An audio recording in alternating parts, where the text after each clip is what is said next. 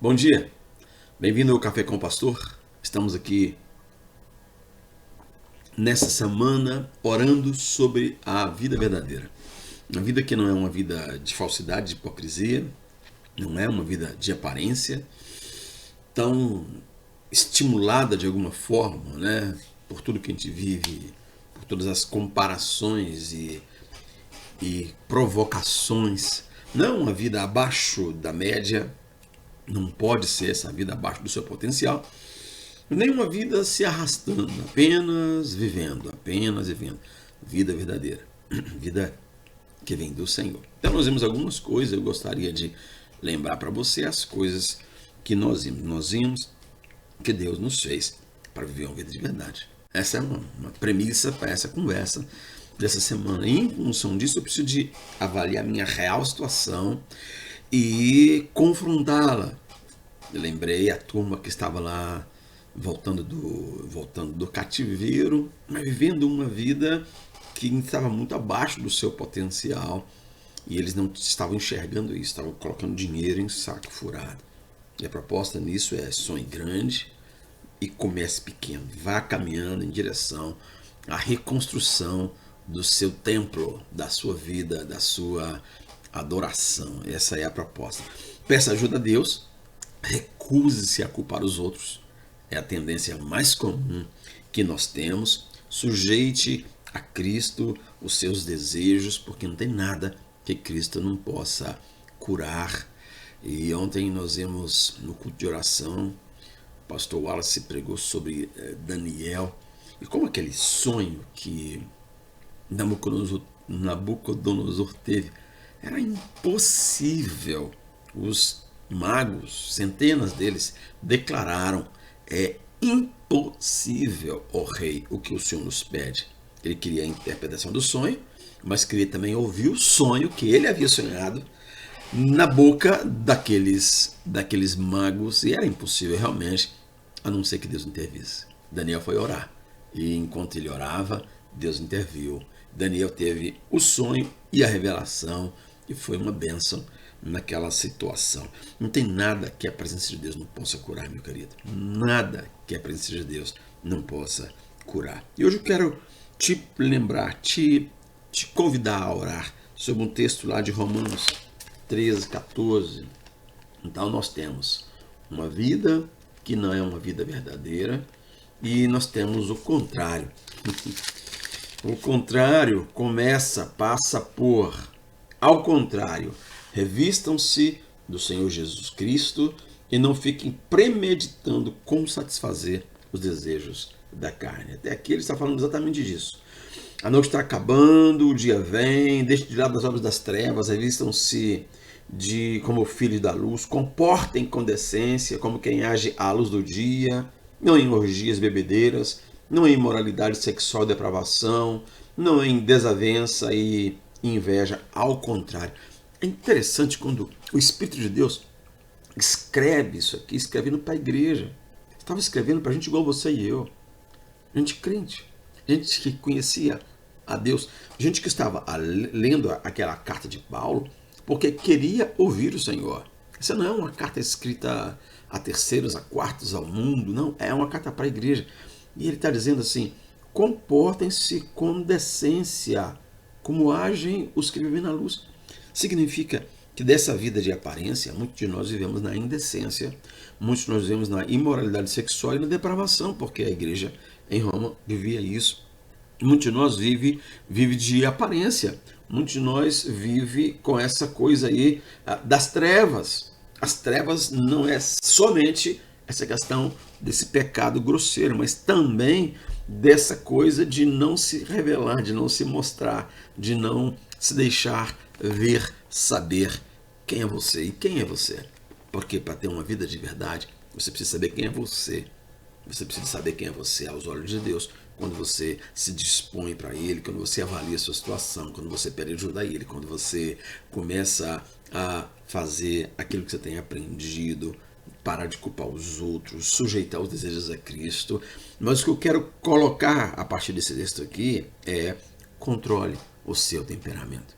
O texto está dizendo: Ao contrário disto, revistam-se do Senhor Jesus Cristo e não fiquem premeditando como satisfazer o desejo da carne. O nosso temperamento ele tem uma tendência. Já andou numa bicicleta que está com o guidão desregulado? Você não consegue soltar as mãos. E o desejo de um menino é andar de bicicleta de mão solta, de braço cruzado, passando ali na rua. E todo mundo sabe que ele sabe controlar a bicicleta. Não tem jeito se a bicicleta está empenada em algum lugar. O nosso coração é assim, ele é empenado. Ele tem uma tendência para o pecado. Então o texto está dizendo, revistam-se. Ao contrário, revistam-se do Senhor Jesus e não fique premeditando como satisfazer os desejos da carne.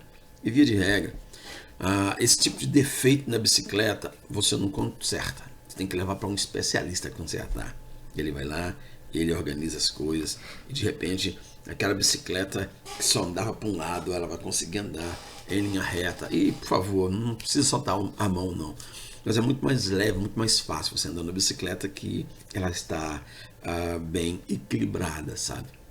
Então nós somos, nosso corpo, ele é assim. Então não dê lugar ao diabo. Efésios 4:27. Não dê lugar ao diabo. Toda essa característica aqui que Paulo fala, que tinha na vida daquela igreja, é absurdamente possível na sua vida e na minha vida. Eu vou repetir para você. Deixemos de lado as obras das trevas, revistamos-nos da armadura da luz. Comportemo-nos com decência, como quem age à luz do dia, e não em orgias e bebedeiras, e não em imoralidade sexual e depravação, não em desavença e inveja. Ao contrário, revistam-se do Senhor Jesus Cristo e não fiquem premeditando como satisfazer os desejos da carne. A salvação, ela tem todo